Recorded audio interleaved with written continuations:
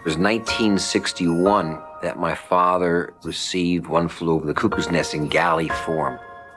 He fell in love with the book and bought the rights. Bonjour à tous et bienvenue sur la chaîne.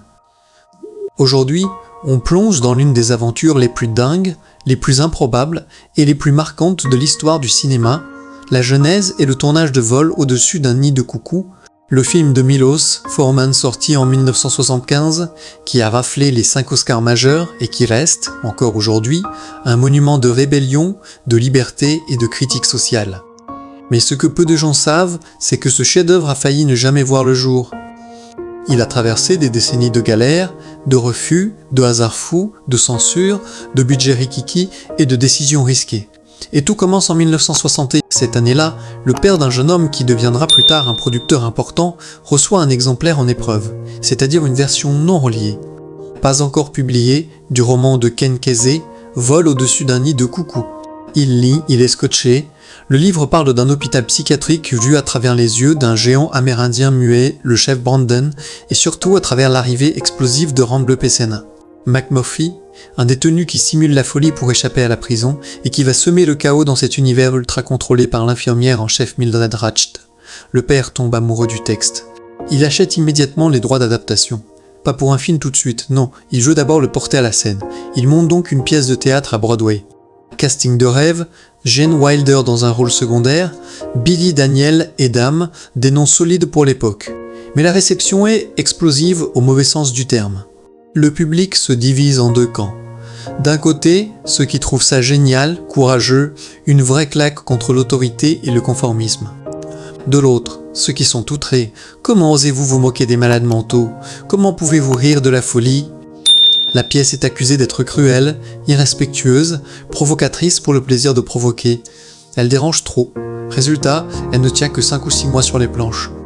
C'est un échec commercial relatif, même si artistiquement elle a marqué les esprits. Et là, un détail humain qui en dit long sur la passion du producteur, pour essayer de sauver la pièce, il accepte de réduire son propre salaire de façon drastique, presque symbolique. Il veut y croire jusqu'au bout. Mais les autres comédiens refusent de suivre le mouvement. Ils ne sont pas prêts à sacrifier leur cachet. Furieux, le producteur lâche. S'il ne croit pas assez fort en ce projet pour faire un effort, alors tant pis, on arrête. Rideau, la pièce ferme. Les droits du livre restent dans la famille, mais le projet cinéma semble loin. Les années passent, on arrive dans les années 60. Le fils, qui est aussi impliqué dans le monde du spectacle, part en tournée en Europe pour le département d'État américain. C'est une mission culturelle pour représenter les États-Unis derrière le rideau de fer. Il atterrit à Prague, en Tchécoslovaquie, pays communiste à l'époque.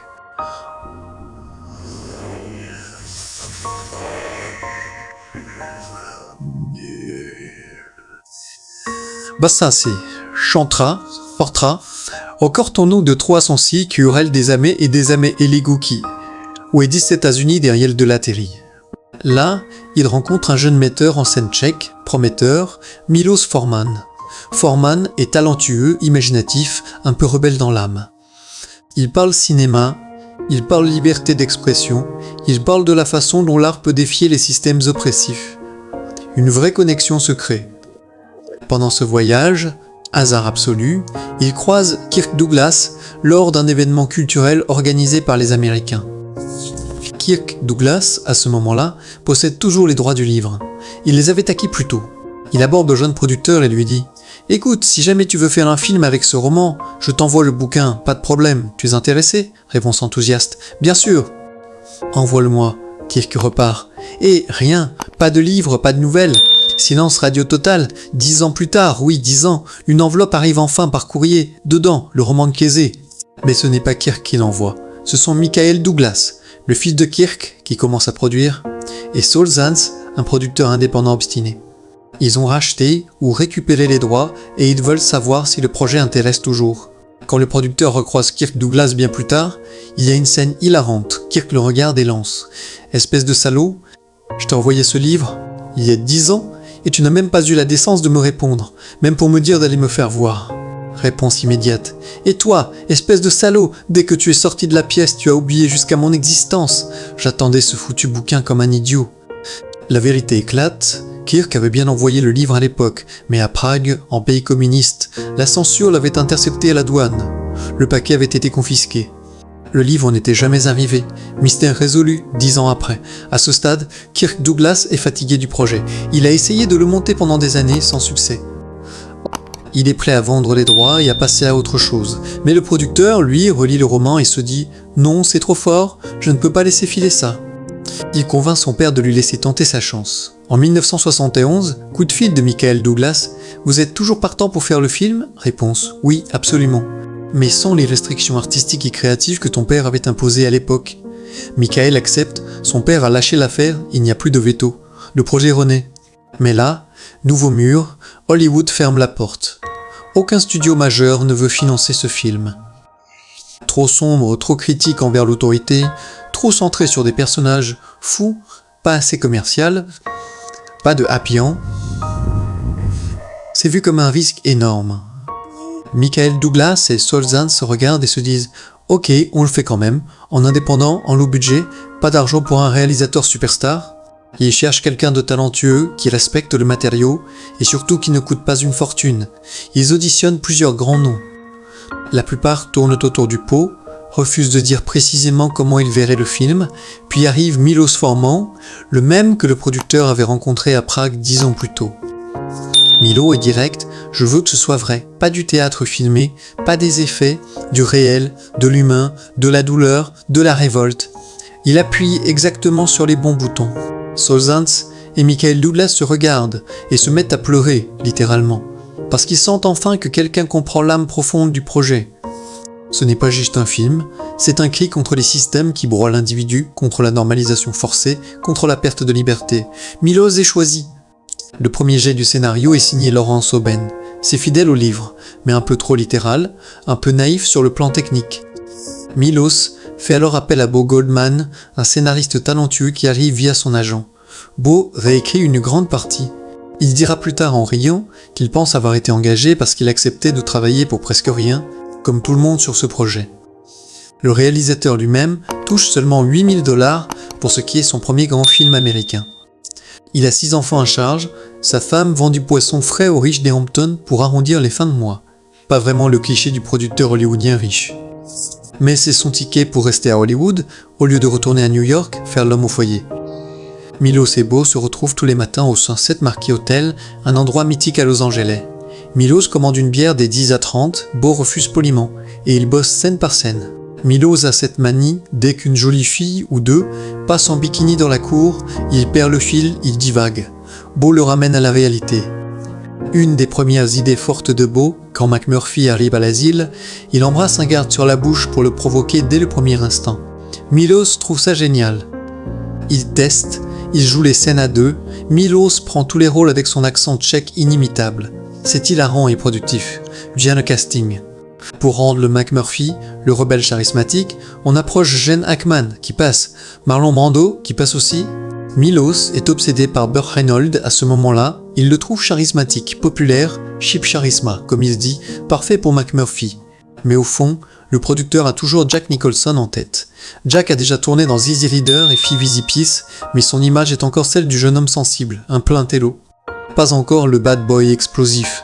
Al Ashby, qui prépare de l'as de taille, dit à l'équipe « Regardez Jack dans ce film, il a une présence énorme, il explose l'écran. » Milos hésite encore un peu, mais quand il voit que Jack est pris pour 6 ou 7 mois sur un autre projet, Saul et Michael disent « On attend, point. » Ils savent que c'est lui l'acteur parfait. Pour l'infirmière Ratched, ils veulent d'abord une figure de mal absolu, une méchante caricaturale.